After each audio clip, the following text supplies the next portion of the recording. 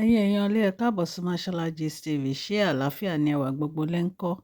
Gist tèní bí a ṣe gbọ́ wọn ní Queen Naomi ìpè Paris tí wọ́n lọ. Ṣé ẹ mọ̀ pé a sọ fún yín pé àwọn ọ̀rẹ́ kábíyèsí wọ́n fún wọn ní owó láti lọ ṣe shopping ní Paris àti láti lọ ra gbogbo àwọn nǹkan tí wọ́n máa lò nígbà tí wọ́n bá máa padà wá sí inú palace, èyí tó jẹ́ pé welcoming back to the palace wọn.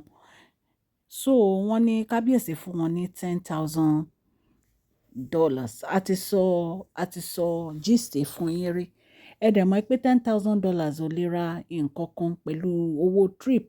Wọ́n ní private jet kábíyèsí ni wọ́n gbé lọ sí Paris bí a ṣe gbọ́ o. Wọ́n ní ìgbà tí wọ́n ṣe gbogbo shopping wọn tán tí wọ́n fẹ́ padà sí Nàìjíríà, wọ́n ní àmọ́ bí àǹtí wa bó ṣe gbọ́. Wọ́n ní bó ṣe ní òun fẹ́ tẹ̀lé Queen Naomi padà sí Nàìjíríà pẹ̀lú private jet yẹn nìyẹn. Ẹ rántí pé a sọ fún yín pé kábíyèsí lọ sí UK just for few days tí a fi sọ̀rọ̀ àwọn ọmọ tó jẹ́ pé wọ́n fẹ́ face deportation láti UK wá sí Nàìjíríà. Wọ́n ní ìgbà tí kábíyèsí dé UK, wọ́n ní àǹtí wa pé ó fẹ́ rò pé òun máa rí kábíyèsí. Wọ́n ní torí ẹ̀ gangan ló fi padà lọ sí UK bí a ṣe mọ̀ pé àǹtí wa London ni wọ́n ń gbé. Òye nǹkan tó ń rò ní pé bóun ṣe lọ bá wọn ní UK yẹn, àwọn máa ní time together. Ṣùgbọ́n wọ́n ní pàbó ni gbogbo ìgbìyànjú àǹtí wa já sí. Wọ́n nítorí ìgbà tí ó máa fi ní òun pé kábíyèsí gan, wọ́n ní kábíyèsí ní pé àwọn busy. Wọ́n ní ó ṣáà wá bó ṣe ṣáà bá kábíyèsí sọ̀rọ̀ ló wá ń sọ fún kábíyèsí pé ara òun ò yá, òun fẹ́ wá pẹ̀lú kábíyèsí. Wọ́n ní kábíyèsí ní àwọn ò kí ń ṣe doctor, pé kó lọ sọ́dọ̀ doctor. Wọ́n ní kò dẹ̀ ju bí ọjọ́ méjì lọ ní kábíyèsí náà lò níbẹ̀ náà padà sí Nàìjíríà. Wọ́n nígbà tó gbẹ́ pé kábíyèsí padà sí Nàìjíríà, wọ́n ní ìbànújẹ́ gba ọkàn àǹtí wa. Ṣùgbọ́n gist tá à ń sọ lọ ní ìsìn ni pé ìgbà tí Queen Naomi wá lọ sí Paris tán lọ ṣe shopping, ẹ mọ̀ pé Paris ò jìnnà sí London. So wọ́n ní ó wá ní pé òun fẹ́ bá Queen Naomi padà pẹ̀lú private jet. Wọ́n ní kábíyèsí ní láyéláyé pé báwo ló ṣe lọ sí London tó lọ. Ipá ṣáà ní bó ṣe lọ. Pé so kí ló mì báyìí pé òun fẹ́ bá Queen Naomi padà pẹ̀lú private jet. Pé ṣé ìgbà tí ó lọ sí London ṣé private jet yẹn ló wọ̀ ni. Ẹ̀yin èèyàn ilé ẹ jẹ́ kí n kí ẹ̀yin olólùfẹ́ mi ní ilé lóko àti ní ẹ̀yìn òde pé ẹ káàbọ̀ sí Mashola Gist TV. Mashola Gist TV ń kí yín. Mashola Gist TV ń kí yín. Adúpẹ́ adúpẹ́ atọ́pẹ́dá.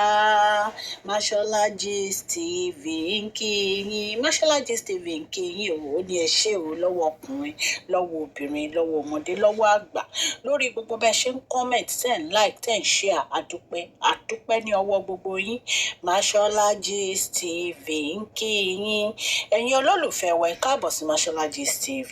Ṣé àlàáfíà ni ẹwà gbogbo lè ń kọ́?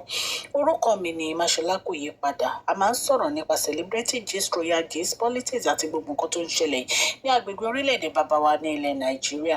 A ń sọ̀rọ̀ nípa celebrity gist, royal gist, politics àti gbogbo nǹkan tó ń ṣẹlẹ̀ ní orílẹ̀-èdè wa. Ẹ̀yin èèyàn lè tẹ́ bá ti subscribe, ẹ tẹ notification bell kẹ́ ẹ subscribe so that a bá ti post any gist ẹ máa rí. A ń sọ Yorùbá lórí channel yìí nítorí pé a fẹ́ gbàgbé àṣà àti èdè wa. Ẹ̀yin èèyàn lé à ń ṣe advert lọ́lọ́kùn òjọ̀kan lórí channel yẹn, kàn sí wa ní Mashola Gist TV. Ọlọ́run Elédùmarè á bá mi gọ́wọ́ yín sókè o. Ọlọ́run Elédùmarè á bá mi ran gbogbo yín lọ́wọ́ o. Òkè òkè ni ọlá yín á máa lọ o. Ọlá yín ò ní lọ ìsàlẹ̀ láíláí. Ẹ̀yin èèyàn lé bí a ṣe gbọ́ nìyẹn o. Tí wọ́n ní àǹtí wa ní òun fẹ́ bá Queen Naomi padà wá sí Nàìjíríà pẹ̀lú private jet. Wọ́n ní kábíyèsí ní ṣé kò sí bí ó ṣe kò ní bó ṣe lọ sí UK ni. Wípé á ṣàjẹ́ pé ó ra tíkẹ́ẹ̀tì tó fi lọ sí UK ni. Wípé kó padà sí Nàìjíríà pẹ̀lú bó ṣe lọ. Wọ́n ní kábíyèsí ní rárá kò lè bá Queen Naomi padà wá sí Nàìjíríà. Wípé kó padà pẹ̀lú bó ṣe lọ sí UK. Wọ́n ní bí kábíyèsí ṣe decline àǹtí wa nìyẹn.